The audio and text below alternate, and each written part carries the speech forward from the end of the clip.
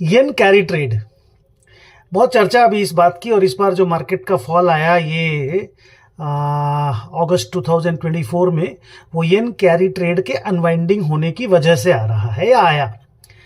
तो स्टोरी ये है कि जापान में इंटरेस्ट रेट पिछले 10, 12, 15 सालों से ना के बराबर रहा है।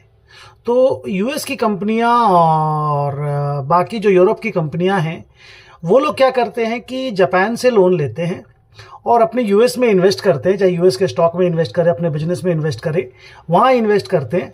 और जापान में इंटरेस्ट रेट ना के बराबर होने की वजह से यूएस में वो लोग जितना भी पैसा कमाते हैं, आराम से उसको रियलाइज करके अपने लोन का जापान में रीपेमेंट कर देते हैं। अभी बैंक ऑफ जापान ने क्या किया, अपना इंटरेस्ट रेट भी बढ़ाया और ये भी बोला कि हम और बॉन्ड बाई नहीं करेंगे। कहने का मतलब है हम लिक्विडिटी की सप्लाई को रोक देंगे। अब इसकी वजह से क्या हुआ कि जापान में एक तो इंटरेस्ट रेट बढ़ा, तो जो यूएस के बोरोवर लोग हैं उनको ज़्यादा रीपेमेंट करना पड़ेगा, और प्लस उनके वो बॉन्ड बाई नहीं करने की वजह से, जो येन का सप्लाई रोक देने की वजह से, येन का रेट भी डॉलर के मुकाबले ऊपर चला गया। अब यूएस में पहले से ही खतरा है कि भाई रिसेशन होने वाला है, और अब ये दो और प्रेशर उनके ऊपर आ गया कि जापान की currency is becoming stronger and interest rate is becoming higher, और इधर यूएस में रिसेशन है। तो कहने का मतलब हो गया, एक तो अगर यूएस में रिसेशन है तो आप जो पैसे यूएस में इन्वेस्ट करके रखे हो उस पर रिटर्न कम आएगा। दूसरा, जापान की करेंसी अगर स्ट्रॉन्गर हो रही है तो आपको ज़्यादा पेमेंट करना पड़ेगा। मतलब आप यूएस डॉलर दे करके जब जापान की करेंसी को खरीदोगे लोन रीपेमेंट करने के लिए, तो आपको कम जापान का येन मिलेगा।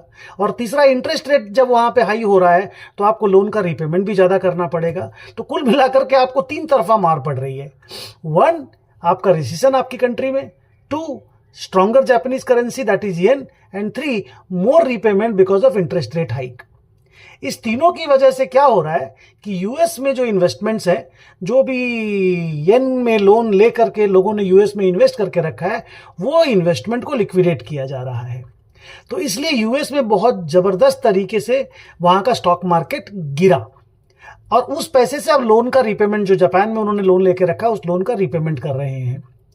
तो ये जो अभी जो ट्रेड हो रहा है कि हम अपना इन्वेस्टमेंट बेच रहे हैं और लोन को रीपेमेंट कर रहे हैं, तो ये हो रहा है unwinding of yen carry trade. Unwinding हो रहा है मतलब क्लोज हो रहा है। तो फिर सर येन कैरी ट्रेड था क्या? जो मैंने पहले बताया कि भाई आप जापान में लोन ले लो, इंटरेस्ट देना नहीं, करेंसी वहाँ की कमज़ोर है क्योंकि वो लोग कंसिस्टेंट बेसिस पे जापान की जो गवर्नमेंट है या जो उनकी फेडरल बैंक है, जो भी सेंट्रल बैंक है, वो कंसिस्टेंट बेसिस पे येन सप्लाई कर रही है। तो आप वहाँ पे जापान में लोन ले लो, करेंसी वीक है, और आकर के यहाँ पे इन्वेस्ट कर दो यूएस में। ये हुआ येन कैरी ट्रेड। अब इसको उल्टा कर देना कि भाई आपको अब तीनों तरफ से प्रॉब्लम है, तो आप रिवर्स करोगे। So that is called reversal of yen carry trade और unwinding of yen carry trade.